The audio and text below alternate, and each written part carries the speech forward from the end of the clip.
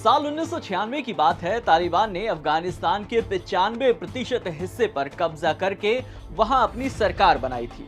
तब इस सरकार को पाकिस्तान, यूएई और सऊदी अरब ने मान्यता दी थी। इस बार तालिबान ने रविवार को अफगानिस्तान की राजधानी काबुल पर कब्जा करने के साथ साथ देश के 75% हिस्से पर कब्जा कर लिया है और अगले ही दिन चीन ने औपचारिक तौर पर तालिबान शासन को मान्यता भी दे दी। चीन का कहना है कि वो अफगानिस्तान के साथ दोस्ताना और सहयोगी संबंध चाहता है। ये इस बात का साफ संकेत है कि इस बार कई देश तालिबान को मान्यता देने की तैयारी में हैं।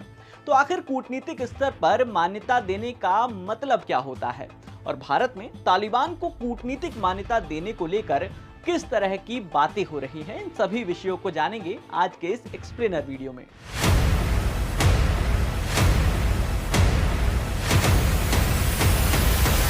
सबसे पहले समझिए कि आखिर ये कूटनीतिक मान्यता क्या है।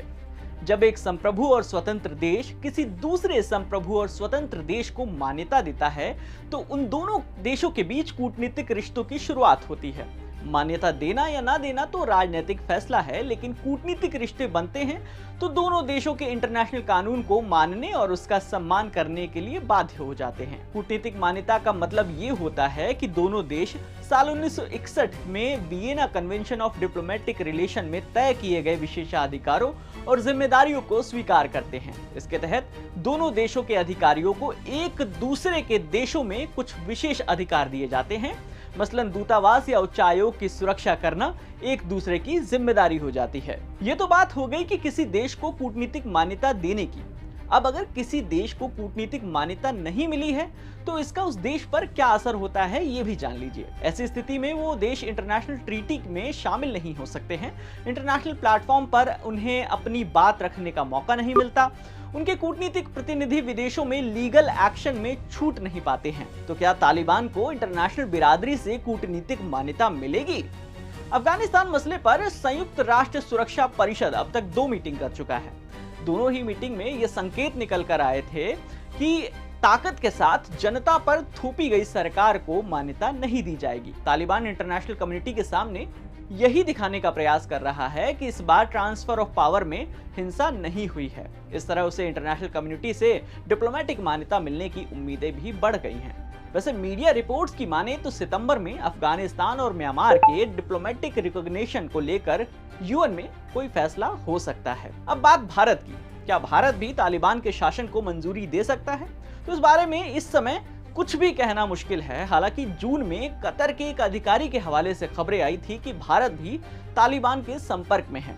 निश्चित तौर पर इसका उद्देश्य अफगानिस्तान में भारत के निवेश को सुरक्षित रखना था। भारत साफ कह चुका है कि वो अफगानिस्तान के लोगों के साथ है, उनकी भलाई के लिए आगे जो भी होगा वो करता रहेगा। वैसे संयुक्त राष्ट्र के सभी सदस्य देशों को भारत ने कूटनीतिक मान्यता दे रखी है, यानी भारत की स्थिति साफ है। अगर यूएन में अफगानिस्तान के नए शासन को मंजूरी मिलती है तो वो भी मतलब भारत भी तालिबान को मान्यता दे सकता है।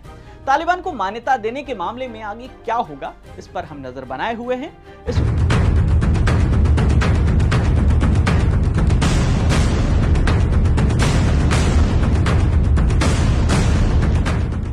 अगर ये सवाल आपके जेहन में अब भी घूम रहा है कि तालिबान के सामने अफगानिस्तान की सेना नतमस्तक क्यों है और तालिबान की सत्ता में इन सेनाओं का क्या होगा, तो इसका संक्षेप में जवाब है भ्रष्टाचार।